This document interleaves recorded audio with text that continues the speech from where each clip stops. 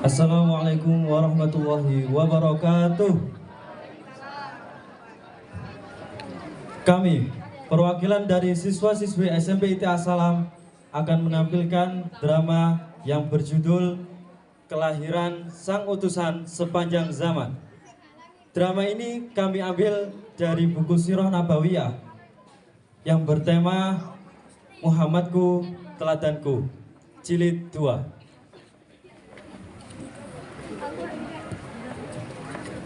Saya Arsyad Jadan Atoila sebagai Abdul Muthalib. Saya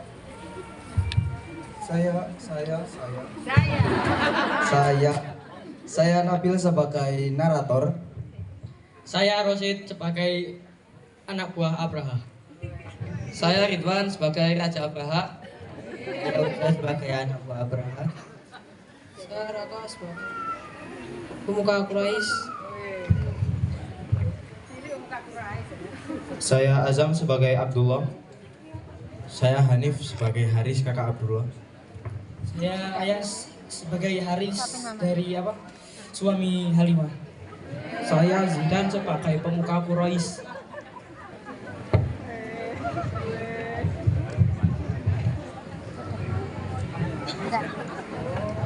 Saya Zahra sebagai Hala. Saya Sasi sebagai Kutaila. Saya Romaisa sebagai Halimah. Saya Aisyah sebagai Bidan Syifa. Dan saya Masyita sebagai Aminah. Selamat menyaksikan.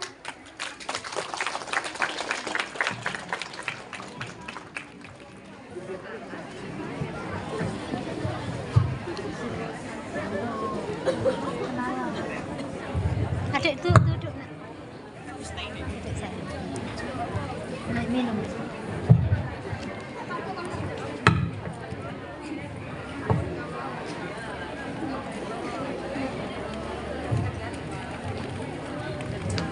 Pada suatu hari di kota Mekah, Abdul Muthalib sang ayah bertanya kepada salah satu putranya, yaitu Abdullah. Anakku, usiamu sudah 25 tahun. Sudah waktunya engkau menikah. Aku sudah memilihkan calon istri untukmu. Siapa dia, ayah? Dia Aminah, putri dari mendiang Wahab bin Abdul Manaf, pemimpin Bani Zuhroh. Baiklah, ayah. Kemudian, Abdul Muthalib melamarkan Aminah untuk Abdullah, sekaligus melamar Halah saudara Aminah untuknya. Wahid setuju. Persiapan kedua pernikahan itu pun segera dilaksanakan. Pada hari yang telah ditentukan, Abdul Muthalib dan Abdullah berangkat ke pemukiman Bani Zuhroh. Mereka melewati pemukiman Bani Asad. Di sana, seorang gadis mengamati Abdullah. Namanya Utailah binti Naufal. Dia sudah mengetahui ketapan Abdullah. Namun, hari itu wajah Abdullah tampak bercahaya. Utailah pun terpesona. Wahai Abdullah, engkau hendak pergi kemana? Aku akan pergi bersama ayahku. Tetaplah di sini dan jadikan aku istrimu. Aku bisa memberi unta sebanyak yang dikorbankan untukmu. Abdullah terkejut. Dia terdiam menatap gadis cantik yang sepertinya berkedudukan tinggi. Lalu, dia melirik ayahnya. Abdul Muthalib memberi isyarat untuk melanjutkan perjalanan. Aku bersama ayahku. Aku tak bisa menolak keinginannya dan berpisah dengannya. Percakapan itu pun selesai. Pernikahan itu berlangsung sesuai rencana. Setelah tinggal 3 hari di kediaman Wahid, Abdullah membawa Aminah ke permukiman Bani Hashim. Kemudian Abdullah bertemu dengan Kutailah. Abdullah pun menyapanya. Mengapa engkau tidak menyapaku seperti waktu itu? Sinar yang kulihat pada wajahmu sudah. Musim semi tahun 570 Masehi telah tiba. Itulah masa Abdullah dan Aminah memulai kehidupan rumah tangga mereka. Kanda, sebenarnya hatiku sangat berat melepas kepergianmu. Entah mengapa, hatiku diliputi kekhawatiran dan kegelisahan. Aku bahkan berharap dapat menemukan sesuatu alasan untuk menahan kepergianmu. Hal yang sama pun berlaku padaku, Dinda. Tetapi Dinda, kini di dalam perut ada bayi kita. Kini kita hanya mempunyai 5 ekor unta dan beberapa kambing perah. Tak ada lagi kekayaan yang dapat menghidupi kita. Karena itu, inilah saatnya bagiku untuk pergi berniaga dan menambah penghasilan kita. Aminah terpaksa mengangguk. Dia memandang kepergian Abdullah dengan rasa sedih. Setiap hari, Aminah menunggu suaminya pulang. Untunglah terkadang halah datang menghiburnya. Kepada sepupunya itu, Aminah bercerita. Tahukah engkau, aku tidak merasa sedang hamil. Tidak pula merasa lelah seperti wanita hamil pada umumnya. Begitukah? Menurutku, engkau akan dikaruniai anak yang luar biasa. Beberapa bulan kemudian, urusan niaga Abdullah dan kafilahnya telah rampung. Waktunya mereka untuk berkemas dan pulang. Dalam perjalanan pulang, mereka mengambil rute ke arah timur dan singgah di Yathrib. Abdullah menginap di rumah neneknya, Salma binti Am. Ketika rombongannya akan melanjutkan perjalanan ke Mekah, Abdullah jatuh sakit. Aku tak mampu menempuh perjalanan pulang. Berangkatlah kalian dahulu, kabari ayahku tentangku. Baiklah Abdullah, semoga kau lekas sembuh. Kafilah pun beranjak pulang tanpa Abdullah. 2 minggu kemudian, rombongan sampai di Mekah. Penduduk Mekah riuh atas kedatangan mereka. Namun, Aminah bingung karena tidak melihat Abdullah. Beberapa orang dari rombongan melaporkan keadaan Abdullah kepada ayahnya. Abdul Muthalib merasa teramat indah mendengar hal tersebut. Al-Harits, segera engkau berangkat ke Yathrib. Jemputlah adikmu pulang. Ketika tiba di Yathrib, dia disambut wajah sedih. Abdullah telah meninggal beberapa hari yang lalu. Kami memakamkannya di sisi rumah Nabi Kho. Al-Haris kembali ke Mekah dengan perasaan yang sangat sedih. Wahai Abdullah putraku, Air mata membasahi pipi dan janggut putih milik Abdul Muthalib. Namun, kesedihan Aminah lebih dalam lagi. Selamat jalan suamiku. Malangnya bayi kita menjadi yatim, bahkan sebelum lahir. Belum lama setelah itu, suara penguasa Yaman, Abraha al-Ashram, menggema.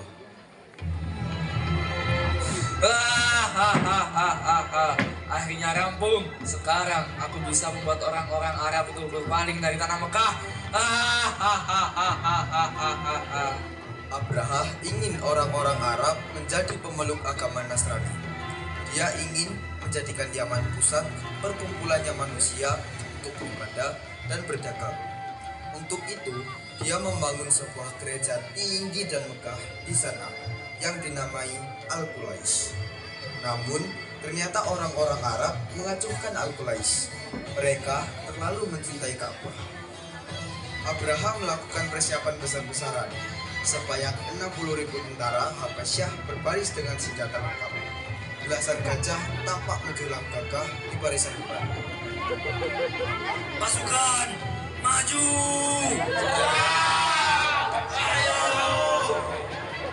Abraham memberi komando dari atas bukit. Gajah terpusat. Keberangkatan Abraham menghebohkan penduduk Jazirah Arab.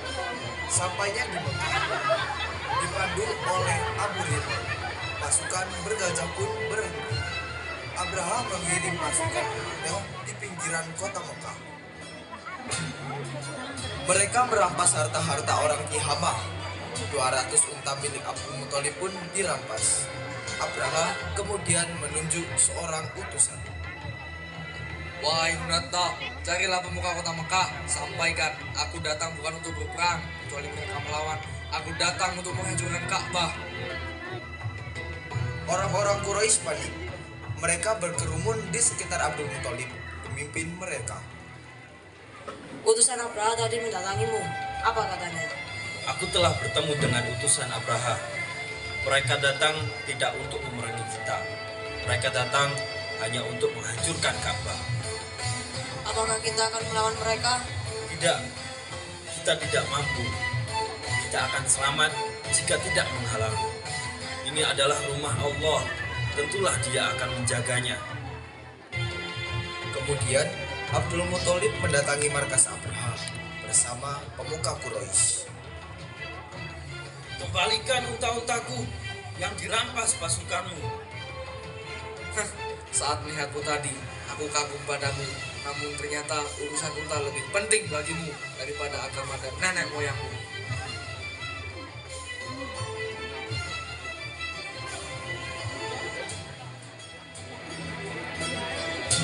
Aku adalah pemilik unta-unta itu. Tentang Ka'bah, ada Tuhan yang melindunginya. Tidak ada yang bisa mencegah keinginanku. Akhirnya Abdul Muthalib mendapatkan kembali 200 ekor unta miliknya.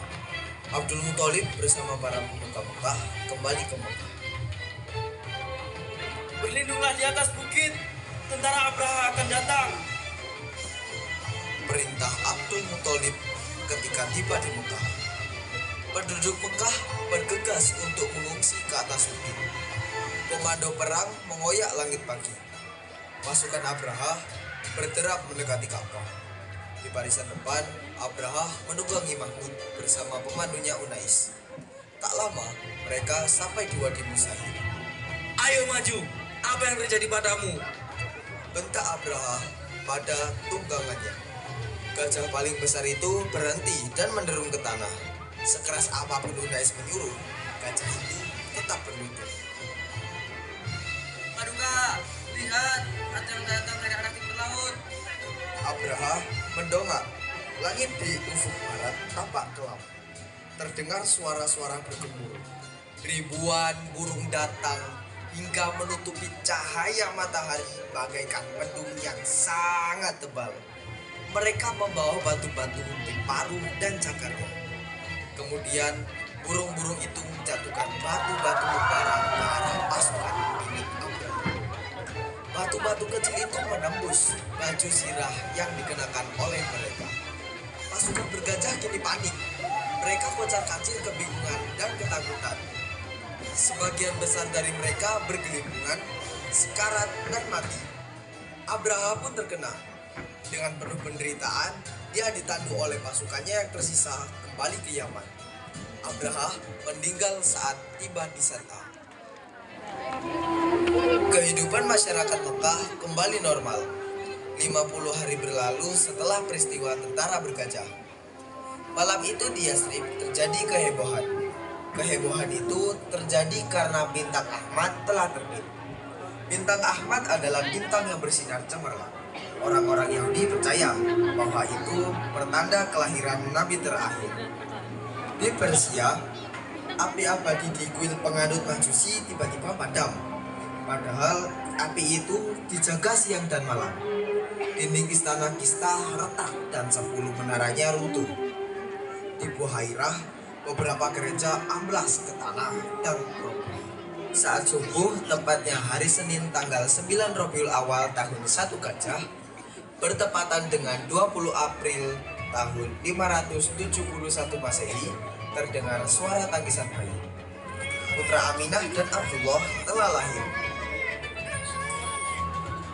Alhamdulillah wahai Aminah, bayimu sehat dan tampan. Aminah tersenyum bahagia, tetapi juga terenyuh. Dia memandang putranya dari rambut sampai kaki. Tolong kirimkan seseorang untuk memberi kabar kepada kakeknya, kakek Abdul Muthalib. Abdul Muthalib saat itu sedang bertawaf di Ka'bah. Dia bergegas datang begitu mendapatkan kabar bahagia pada pagi itu. Cucuku, engkaulah pengganti putra kesayanganku. Bersama sang bayi di gendongan, Abdul Muthalib berjalan ke Ka'bah dan masuk ke dalam Ka'bah. Di sana dia berdoa dan memanjatkan syukur kepada Allah Subhanahu wa Ta'ala. Pada hari itu, senyuman tak lepas dari wajah Abdul Muthalib, terutama saat dia mengunjungi dan menggendong cucunya. Wahai Aminah, sudahkah engkau punya nama untuk anak ini? Tadinya aku akan memberinya nama Ahmad. Lalu aku bermimpi ditemani seseorang. Pesannya, kalau anak ini lahir, beri dia nama Muhammad. Baiklah, pada hari akikah, aku akan mengumumkan namanya. Udah kenyang. Hari ke-7 kelahiran, Abdul Muthalib mengadakan pesta untuk cucunya. Di hari itu juga sang bayi diumumkan atas namanya. Apa nama yang kau berikan? Aku memberikan nama cucuku ini Muhammad. Wahai Abdul Muthalib, mengapa kau tidak memberi nama seperti nenek moyang? Aku berharap cucuku ini menjadi orang yang terpuji di langit dan di bumi. Setelah memberi nama, Abdul Muthalib pun mencarikan ibu susuan. Ibu susuan Muhammad yang pertama adalah Suwaibah, hamba sahaya Abu Lahab yang baru beberapa hari dimerdekakan. Namun, Suwaibah adalah ibu susuan sementara. Itu mereka, para wanita Bani Sa'ad datang. Rombongan yang datang dari arah selatan telah ditunggu oleh keluarga-keluarga bangsawan Quraisy. Di belakang rombongan ada satu keluarga tertinggal. Mereka adalah Halimah binti Abi Zuhaib dengan bayi digendongan dan suaminya, Al-Haris bin Abdul Uzza. Halimah, macet tahun ini parah sekali. Hasil panen tidak tersisa, unta kita ini pun tidak menghasilkan susu. Ya Allah, iya, kasihan bayi kita. Rewel sepanjang malam karena lapar. Ayo, cepatlah. Semoga kita segera mendapatkan bayi bangsawan kaya untuk membantu meringankan kesesakan kita. Ternyata semua bayi bangsawan kaya telah diambil oleh para perempuan Bani Sa'ad. Tinggal Halimah yang belum mendapatkan bayi. Halimah akhirnya bertemu satu bayi dalam gendongan ibunya, ditemani oleh kakek. Ini anakku, Muhammad. Dia seorang anak yatim. Halimah dan suaminya saling pandang. Jika anak itu yatim, maka tidak ada ayah yang memberi mereka upah. Pasangan itu menggeleng dan pergi mencari bayi lain. Aminah memandang bayi dalam dekapannya dengan gundah. Setiap perempuan yang ditawari menyusui Muhammad, semuanya menolak. Wahai suamiku, aku enggan kembali ke rombongan kita tanpa membawa seorang bayi pun. Bagaimana jika aku kembali ke anak yatim dari Bani Abdul Muthalib tadi? Terserah kau saja. Mudah-mudahan Allah memberi berkah kepada kita lewat anak itu. Halimah pun kembali ke permukiman Bani Hashim. Dia melihat Aminah masih termangu sambil menggendong Muhammad di depan pintu rumahnya. Wahai Aminah, jika engkau berkenan, biarlah aku menjadi ibu susumu. Tentu saja. Mereka pun membicarakan biaya pengasuhan sang bayi. Setelah sepakat, Aminah menyerahkan bayinya. Selamat jalan, anakku sayang. Ketika menggendong Muhammad, Halimah bergumam heran. Aneh sekali. Aku tidak merasa repot seakan aku tidak membawa apa-apa.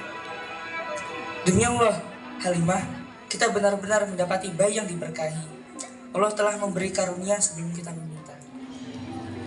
Akhirnya, setelah beberapa hari kelaparan, malam itu mereka tidur pulas dengan perut yang sangat kenyang.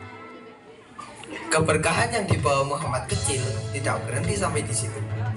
Dalam perjalanan kembali ke dusun Bani Sa'ad, kembali terjadi hal yang mengherankan. Contohnya seperti keledai tunggangan milik Halimah yang awalnya berjalan pelan sekali, tiba-tiba dapat berjalan dengan cepat seolah-olah tak kenal lelah. Padahal beban yang dibawanya cukup berat. Ketika tiba di rumah, Halimah dan Al-Haris tampak terkejut. Sepetak tanah yang sebelumnya gersang menjadi begitu hijau dan subur. Domba-domba mereka menjadi gemuk dan susunya penuh.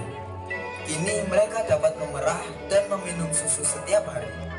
Begitulah keberkahan yang mereka terima selama mengasuh Muhammad. Wassalamualaikum warahmatullahi wabarakatuh. Waalaikumsalam warahmatullahi wabarakatuh.